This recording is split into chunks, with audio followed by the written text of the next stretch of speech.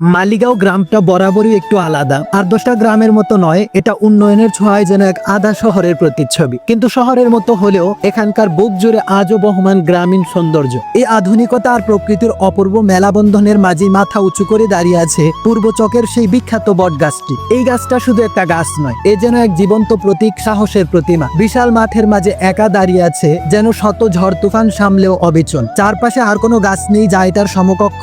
গাঠনিক দিক দিয়ে যেমন অপূর্ব, ঠিক তেমনি ভাবে এর অবস্থানও অসাধারণ। দূর থেকে তাকালেই মন ভরে যায়। গরমকালে এই বটগাছের ছায়া হয়ে ওঠে গ্রামের প্রাণকেন্দ্র। তরুণদের আড্ডা, বয়স্কদের বিশ্রাম আর কৃষকদের ক্লান্ত শরীর, সবকিছুর জন্যই এটা একটা আদর্শ জায়গা। এর পাশেই একটা খেলার মাঠ রয়েছে, যেখানে বিকেল হলেই ছুটে আসে গ্রামের ছেলেরা। পাশে রয়েছে একটা টিউবওয়েল, যেখানে কাজ শেষে এসে কৃষকরা হাত মুখ ধুয়ে গাছের নিচে বসে একটু নিঃশ্বাস ফেলতে পারে। এ যেন প্রকৃতির নিজ হাতে গড়া এক প্রাকৃতিক রেস্ট জোন, যেখানে শান্তি, সৌন্দর্য আর সরলতা মিশে একাকার হয়ে আছে।